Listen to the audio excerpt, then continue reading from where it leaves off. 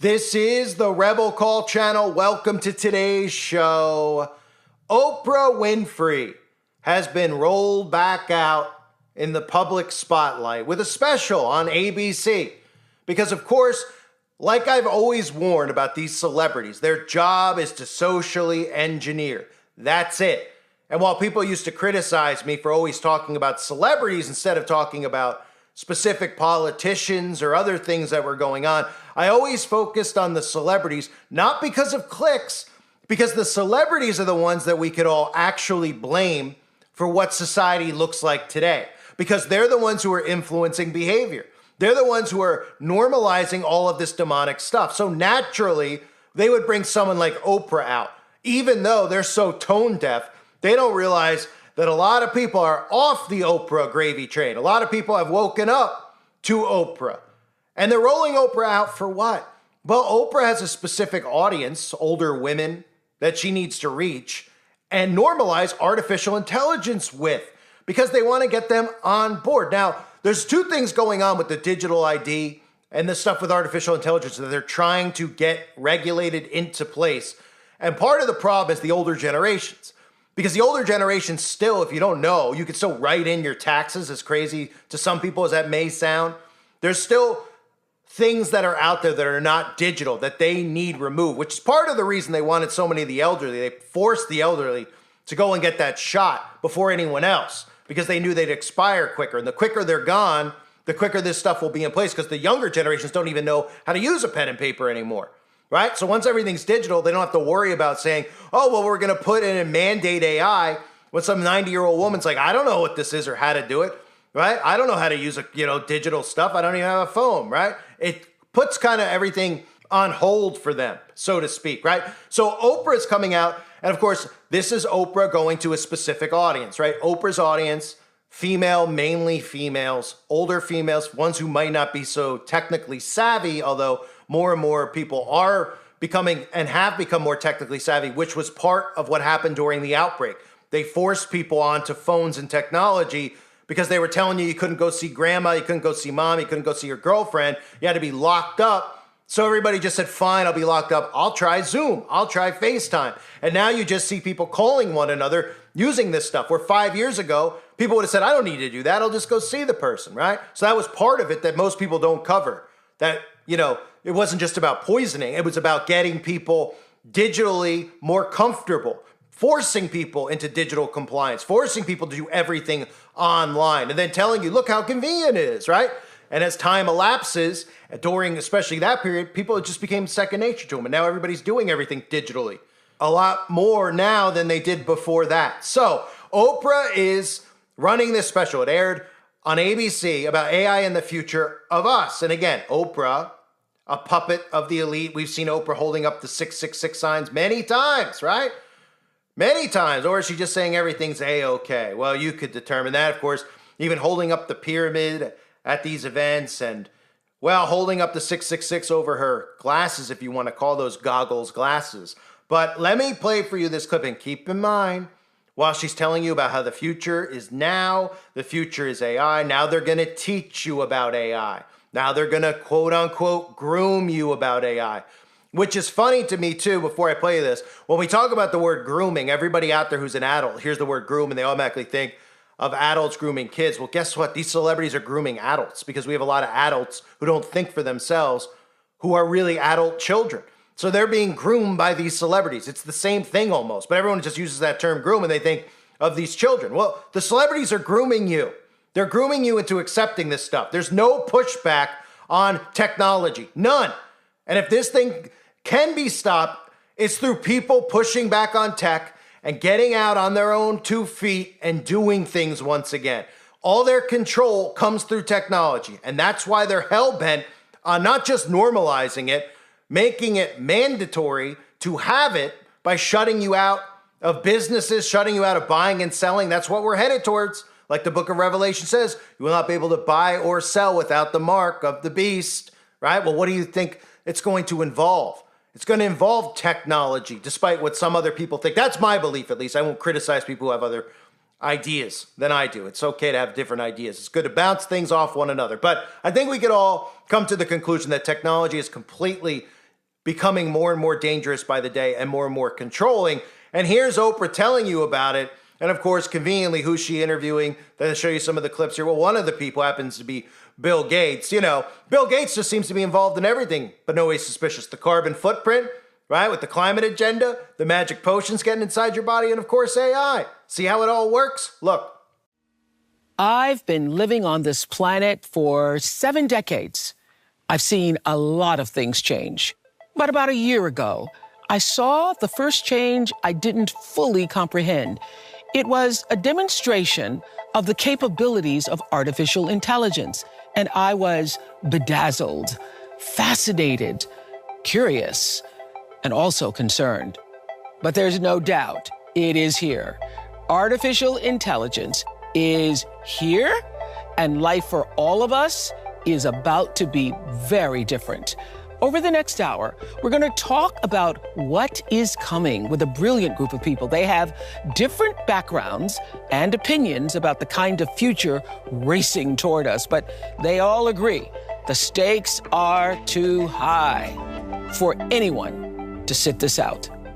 Now, if you're worried this is going to be too technical, I promise it is easier than you think. AI, it's been one of the most talked about topics of the last few years. Reaction to it has been mixed. In a new special, Oprah Winfrey talks to some of the leaders behind the new technology. Rebecca, you sat down with Oprah. I did, George. Guys, this was a fascinating conversation. Oprah's done a lot of things in her life. She's climbed many mountains, but until recently, she really hadn't used artificial intelligence. She was scared, as she told me, but not anymore. Take a look. In your 7 decades here on Earth, where do you put AI?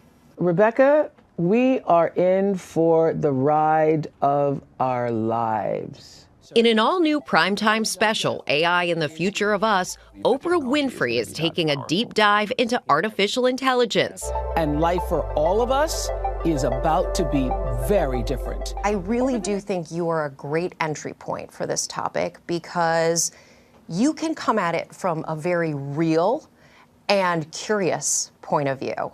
Well, I've always seen myself as the surrogate viewer. I know if I am curious about this, if I don't know the answer, I know that the other millions of people who are watching are feeling the same. What was your first encounter with AI? Well, I have to say I had no encounter with AI until my first conversation with Sam Altman. Just take me to 2035. I think it's hard to say where all this can go without sounding like a crazy person. And after he was telling me about all the things it could do, I was saying, okay, don't be scared. Don't be scared. You can get the ChatGPT app. And my first experience was asking AI for Airbnb listings. And it was miraculous to me that before you can practically finish the request, the answer has come back to you. When you use ChatGPT, do you say please? Yesterday, I was asking a question and I said, could you please? And I realized you don't have to say please. Yeah, I've already started that, yeah. Well, the good news is when the robots take over, they will remember you were very gracious. While many embrace AI, 52% of Americans are more concerned than excited about it in their daily lives. There are a lot of people watching right now who are probably scared and have never actually used it in a knowing way. I don't think we should be scared. I think we should be disciplined and we should honor it and have a reverence for what is to come and respect. Because I think it's going to change in ways that are unimaginable for the good. And just as there is for the good, there's the yin and yang of everything. And so we need to do whatever we can so that we are not in the same position that we are now with social media. Yeah. Now is the time. Changing things in unimaginable ways. And we've had conversations here about this. Just this week, Beyonce talked to GQ about artificial intelligence. Taylor Swift is talking about artificial intelligence. This is just, it is everywhere. It's unimaginable what it's going to do. It's getting bigger and bigger. And so I really enjoyed the conversation with Oprah. And I think people are really going to enjoy getting into it with this AI special, AI and the Future of Us, an Oprah Winfrey special. So, wow, what an amazing, pretty incredible. She says, what is coming while she's holding up the triangle of power, Illuminati hand symbol that I've exposed many times, right? Which they all do right in front of your faces. So she's interviewing Bill Gates. She's interviewing the head of the FBI, Chris Wray, right? You'd say to yourself, what does Chris Wray have to do with this? Artificial intelligence and the FBI? Well, what do you think the government's going to use against you? The FBI only cares about what you have to say and what your opinions are, because that's the most dangerous threat to their power, is your opinion, which really, most people like me and you, our opinions are fact. They're not even just opinions anymore. We've proven this over time, all of us, with the stuff that we've exposed, all of us. People listen to my channel, you're in the know. Obviously, we all talk about this stuff on the website. We talk about this stuff to one another when we interact with each other, right? These are things that they want to remove. So artificial intelligence will remove speech. It'll criminalize speech. But some of the other stuff to know when I talk about social engineering, right, is that they're losing their grip, which makes me think that they're putting their foot on the pedal even faster. Why? Because this whole thing could blow over. They could lose their control. But that's why when I talk about the main common components, what do I say? Okay, the left-right paradigm, right, where there's gatekeepers. These are the things that both sides are okay with, right? They're okay with what? They're okay with technology.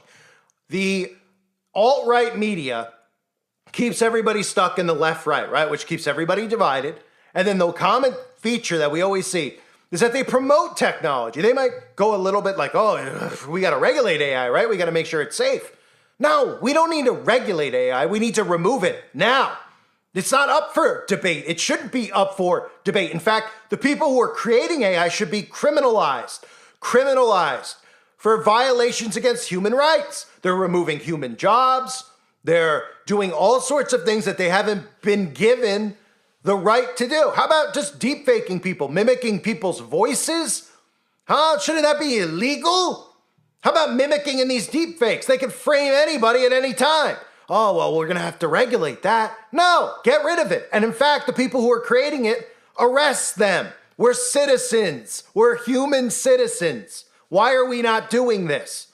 So when I say that it's almost like they're losing their grip, you would think that a lot of people out there would have noticed what happened with Oprah and Maui, right? How are things going over there, Oprah? Did you get all the land on the island yet? Right? How's your bunker over in Maui? Well, what happened when that occurred is, of course, a lot of people woke up. They tried to roll Dwayne Johnson out with Oprah, people that they thought were trusted, and everybody loves them, right? Well, actually, everybody ended up turning on them, and the two of them never showed their face again discussing Maui because they just realized, wow, everybody actually thinks it is a direct energy weapon.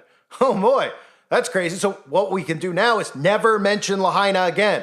And have you heard Lahaina mentioned on the mainstream media recently? No, you haven't. Why? Well, because most people out there became very aware very quickly about direct energy weapons because of channels like this or whatever channel it was that sounded like mine at the time, which is long, long gone. It's not just long gone, it's long, long gone, even though it was only like what? A year and a half ago, if that, a year and a few months ago, right? A little over a year. So that was like 10 channels ago. Anyway, Oprah, of course, was out there talking about raising money and then everyone was like, wait a minute, Oprah's got a house there? Oprah owns a lot of land there. So does Mark Zuckerberg. Wait a minute, this is suspicious.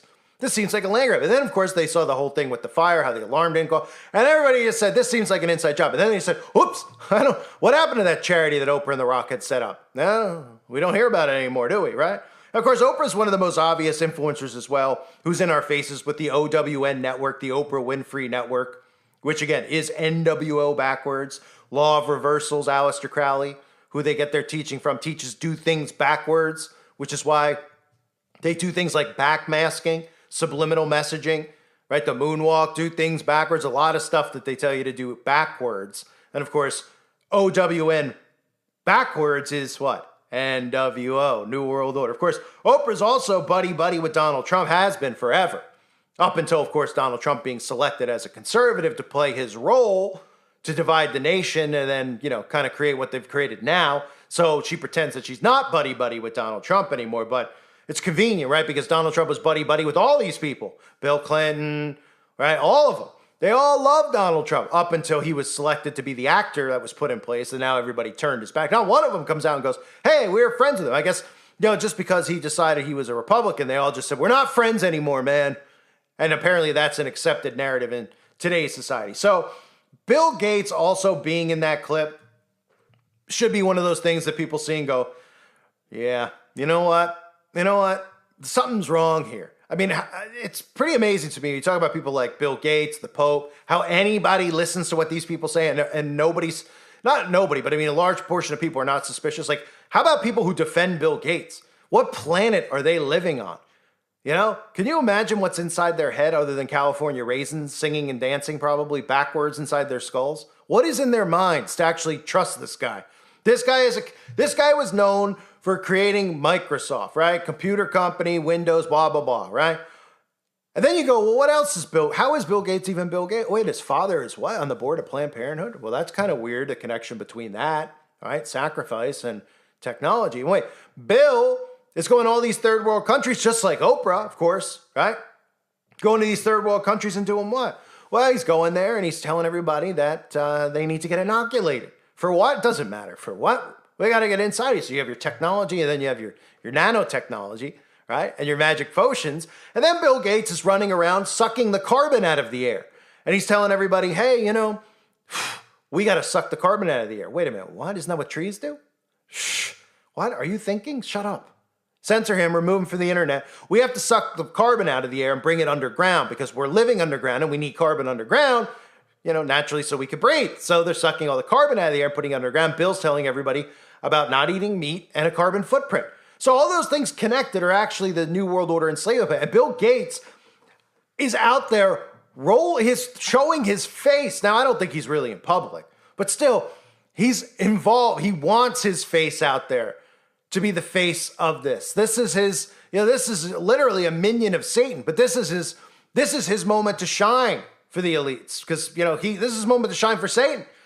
He's connecting all of the things together that connect the mark of the beast together, right? We're talking about digital ID, carbon footprint with a nanochip technology inside of the body, right? How to feed the body then, not using meat or anything nutritious, with things that'll fuel that, man mixed with machine, which are a lot of the bugs, Z-bugs. I mean, it's unbelievable, right? And another thing to note with Bill Gates, with Oprah, right? Since they have such a connection, of course, they have a connection to Warren Buffett, too. Boys Town, anyone? Right? Warren Buffett, what do you think he's rich for? He just picked all the right stock market. Well, that was the act they wanted to tell you. Warren Buffett knows the stock market, folks. Oh, he knows the stock market, right? He knows what to invest in. He knows better than anyone. And everyone just accepts that. Oh, okay. But nobody knows that, Boys Town, out in Nebraska, where Warren Buffett is, that's where they buy and sell so many of those youngsters, right? And Warren Buffett is the one who runs it. And that's why Warren Buffett is a trillionaire, right? And then all they have to do is say, well, we can't, what if somebody's suspicious of Warren Buffett? Well, he invests his money. He's an entrepreneur. Oh, okay. Same with Bill. Same with all these people. Oh, they just know better than us. They're so much smarter than we are, right? We're supposed to bow down. But what's interesting to know with Oprah, with Bill Gates, with Madonna, with all these celebrities, right? They love to go to these third world countries. They always show us them at these third world countries, right? Walking around with people who are living in, probably, it looks like they're living worse than us, but they're probably living a lot better. They're probably saying, get these people out of here. They show them living in tents. They're like, look at the way they live. It's awful. It's awful, right? Because they're not over consuming and they know how to cook and find food and live like that. They're like, they're getting sick and all. Of course, there's brainwashing. What they're really doing there, what Bill's doing there and Oprah's doing there, is they're recruiting. You know how like in sports, recruits go to colleges, like NFL, sports, big teams like baseball. They go to colleges and they scout. They're like, oh, this guy looks like he's going to be a good player. They're keeping your eye on him. We want to take him. That's what they do. They go to these countries and they scout the young ones. But not, of course, to put them in their schools. They scout them because they take them. They buy them. Well, they don't even buy them. They take them, right? Hey, we're going to bring you to America. We're going to get you a scholarship. Really? Yeah, get on the plane. You're going to have a layover in Denver. Oh, I am? Yeah, you're probably not going to get out of the airport, though. That's what ends up happening.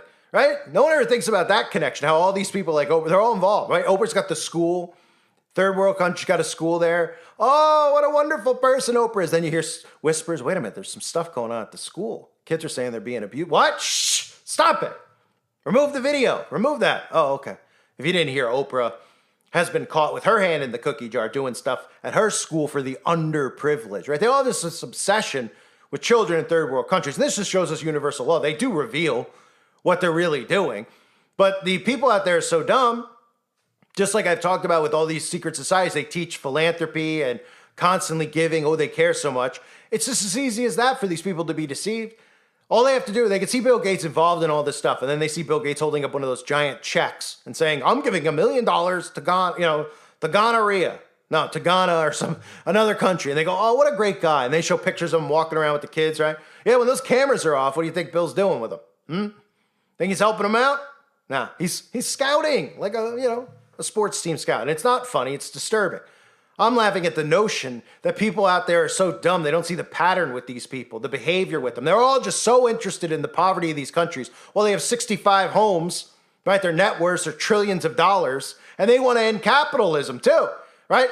Oprah and all these people, they're all Democrats. They want to end capitalism. They want socialism, which is really communism, right? Oh, okay, because they're great people, right? Meanwhile, they have multiple homes, 50 cars, but they tell you to just be angry with your neighbor or your friend who may have more money than you do, not with these people who literally could take 1/3 of what they're worth and save a third world country. Even though I don't even think these third world countries need saving. I think the only problem that these third world countries have is they get lots of droughts and things like that because they send weaponized weather at them. And they dry up their crops and they force them to get inoculated and they do all that stuff to them. That's really what I believe, because I believe they're fine. I believe that they enjoy living the way they do. I think they look at us and they go, "Thank God I don't live in America," right? Thank God they're not mentally messing with my brain every day like they do to those American citizens. They constantly psychologically bombard them, divide them. Every day, people's blood pressure's through the roof. I'd rather be in a third world country, they probably say. I'd rather live in a tent. I don't care, there's flies, whatever. Go out there, I'm going to farm for the day. I'm going to feel satisfied, tired at night, and sleep. I'm not going to have anxiety. I'm not going to worry about living paycheck to paycheck inside the matrix. Just going to live freely. Not going to worry about tax on my land and all this other crap. But they tell us here, of course, oh, these people are living so horrible, right? Well, if that was the case, why don't you guys give 1/10 of your wealth and save them? Oh, well, we don't want you to think like that. We're going to try to help them in other ways. AI and we're going to fly around in our private jets while we do it. Tell you that you have a carbon footprint that needs to be tracked. So back to the whole story about AI. The whole point of this is that this is what you're going to see. This is grooming of adult children. Getting you to accept AI, teaching you, right? Teaching you like a dumb person, right?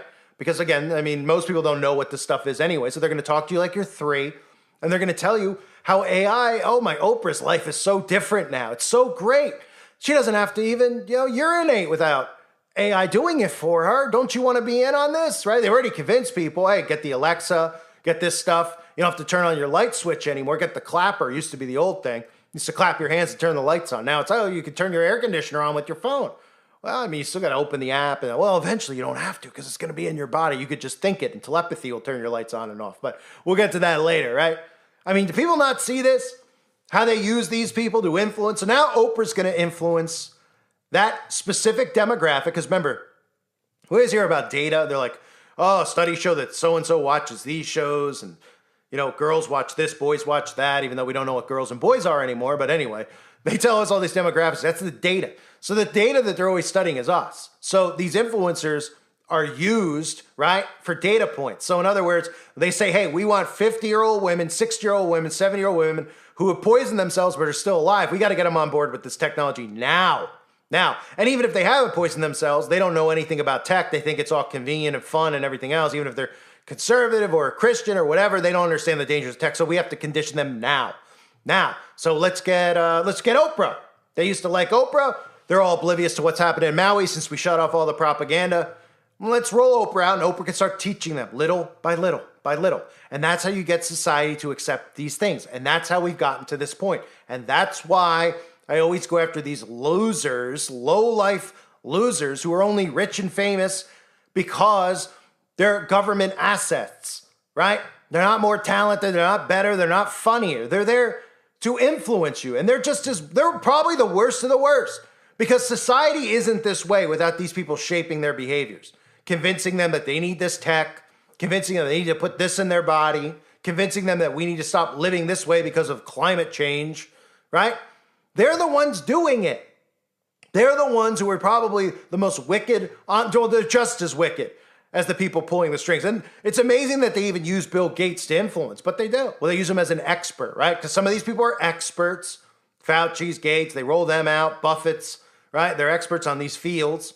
Oprah's the influencer where, whoa, Oprah's saying that this is safe. I'll listen to her. She's talking to an expert. Bada bing, bada boom.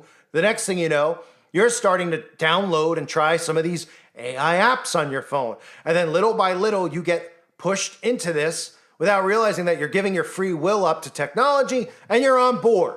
And that's what we need to stop from happening. Technology, we've got to go backwards now with technology. But you're not going to hear the alt-right media talk about that. Because if you want to talk about the biggest enemy, you can look at all this stuff. The one tool they hold over us to enslave us is technology. Think of it in reverse, right? We're talking about Aleister Crowley, law of reversals. Think of this. If we go backwards to living the way we lived 20 years ago, how much better off will we be? A lot better off, right? What's the one thing that we've all had and just continued to get more and more and more of and more obsessed with over the last 20 years, done by design? They've made us obsessed with it. They've made us and given us all these little things. Oh, have PayPal, have this, get used to it, get used to it, get used to it. Boom, all of a sudden you have the two-step verification, right? Getting you ready for getting your digital ID. And now you go, I got to do it. I got to get it in my Gmail. I got to get into this. If you knew 20 years ago you have to do all this stuff to get into Gmail, you'd be like, I don't want a Gmail. Just send me it in the mail, right? But even back then you could say, oh, I never got this in the mail, right? The government sent you a letter in the mail. You can say, I never got it in the mail. How can they prove you got it? They can't, right? Unless you sign for it, which you don't sign for. You don't have to sign for it. It's not law for you to sign if someone comes to your door. It says sign for it, right? Well, with digital stuff, you can't, everything's going to be tracked and traced. You can't say, I didn't get this, I didn't say that. Oh, right. So if we go backwards, right? I mean, they love reversals. If we go in reverse, we can actually stop this from happening. But instead, we're allowing them to take us further and further into this. Technology is the key. AI demons, this demonic tech, this is going to lead to our enslavement. They talk about Facebook and all this stuff. The motto is always what? Connecting the world, right? Everybody's connecting on Facebook. Everybody's connecting here, right? They're connecting all of us via technology. And if everybody's connected via technology, it's not about you talking to somebody in Singapore. It's about all of us being on technology. Then they can put their foot down and say, well, everybody's on tech now. All the older people have died off. We don't use pen and paper anymore. This is the way society is. You've all gotten into it anyway. You don't know how to get out of it because you're obsessed with it. It's a bigger addiction than any addiction out there is the internet itself and technology and the cell phone, which is what they wanted. You ever heard them ever say the internet's an addiction or this stuff's bad for you? Get outside. No, because it was part of the plan. So now they got everybody right where they want them. Now we got to push back. I thank everybody for being here. I hope you're all doing well. Thanks for listening to my rant. God bless all of you as always and your families.